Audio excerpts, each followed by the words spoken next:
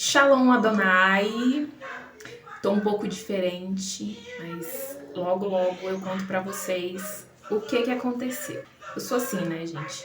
Deus fala, eu obedeço. E eu já fui muito louca no mundo, eu já fui extremista pra muitas coisas.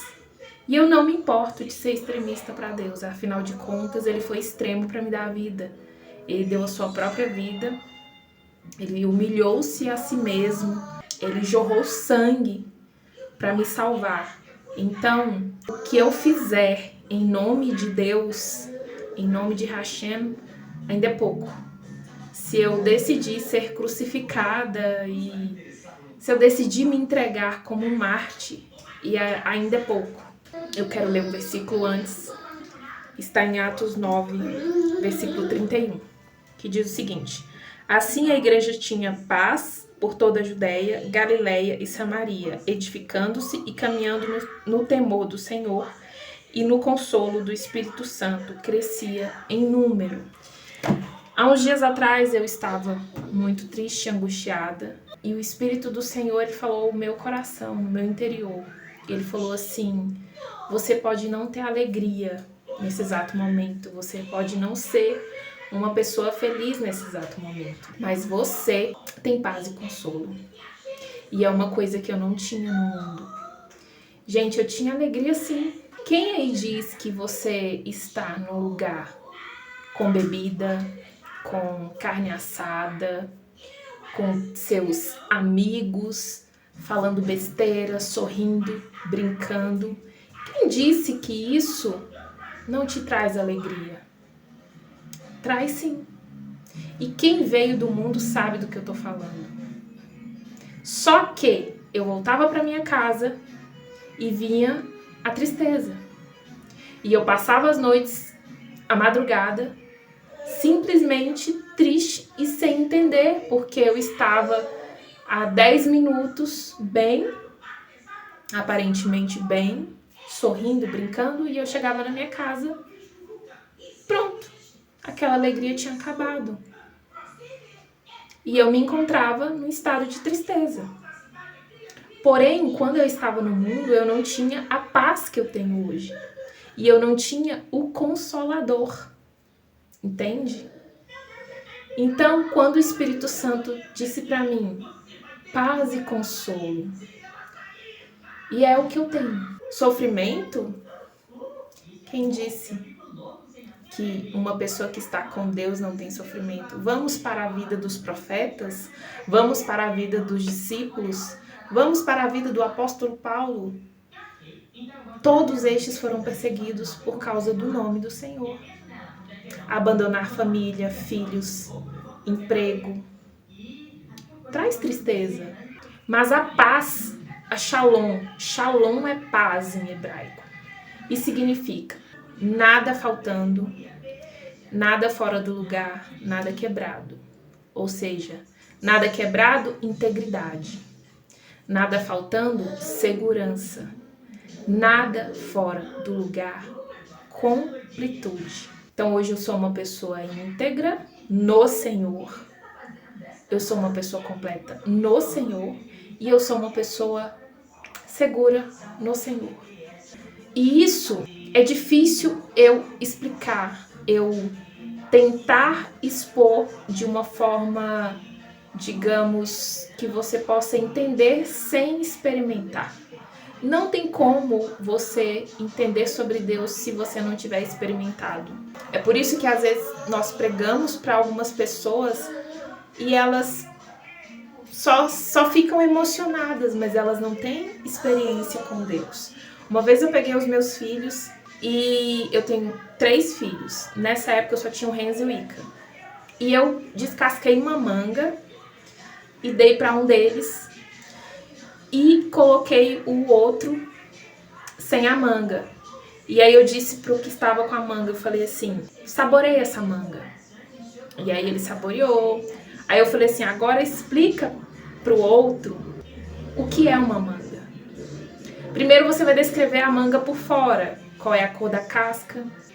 Qual é a cor da polpa? Ele não está vendo a manga. Detalhe, eu tampei os olhos E ele só escutava. E aí, se eu não me engano, era o Ícaro e o Renzo. E aí, o Ícaro, ele descrevia a manga. Olha, ela é levemente arredondada, ela é pesada, ela tem uma casca verde. Por dentro, ela é amarelada, alaranjada.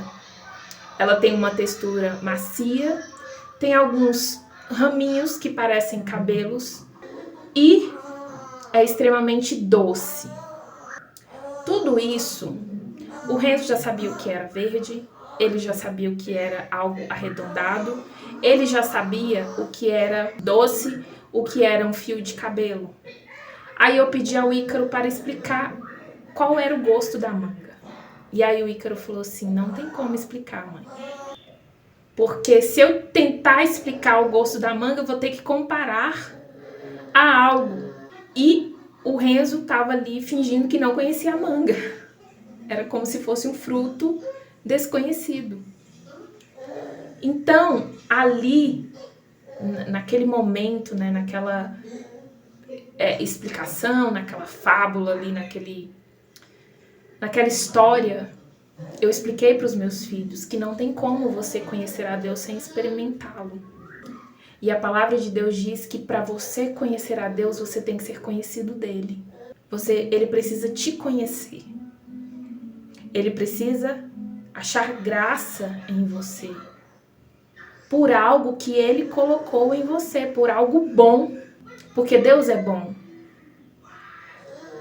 Eu não mereci ser alcançada por Deus, porque quando ele me viu, Ezequiel 16, eu era uma prostituta. Só que eu digo assim, gente, prostituta, termo bíblico. Ezequiel 16 fala que Israel se prostituía e não cobrava. Ela dava presentes para os homens que a usavam. E assim era eu. As prostitutas, no termo vulgar da palavra, são pessoas que cobram pelo sexo. Então, em Ezequiel 16 está dizendo o seguinte, você é tão imunda que você nem cobra para se prostituir. Pelo contrário, você presenteia os homens que te contaminam. E eu era assim. Só que Deus olhou para mim, Adonai olhou para mim, e eu acredito que ele tenha visto algo bom que ele colocou dentro de mim. E eu acredito que Deus colocou algo de bom em todo o ser humano. Só que o ser humano, ele precisa colocar em ação para que Deus ache graça, para que essa pessoa se torne conhecida. E eu acredito muito no quebrantamento do Espírito Santo em situações de sofrimento. Como eu disse no início, paz e consolo no sofrimento. O que eu quero dizer para vocês, para finalizar, é que não adianta eu esperar por uma paz mundial, sendo que dentro de mim só há conflitos. A Torá, as Escrituras, está cheia de versículos que podem enfatizar isso que eu estou falando. Porém, é muito simples. Paz e consolo só tem quem tem Deus. Quem experimenta de Deus todos os dias. Não quem experimentou e esqueceu. Então, nós temos que experimentar de Deus todos os dias. Todos os dias eu preciso ir até Deus, eu preciso escutar Ele, eu preciso falar com Ele. Ele tem que estar presente na minha vida 24 horas no dia. 365 dias no ano. Eu falo 365 dias porque no calendário judaico é 365. Que você possa ter paz no sofrimento. Isso é tão importante, porque é através da paz que você pode ajudar outras pessoas a ter esperança.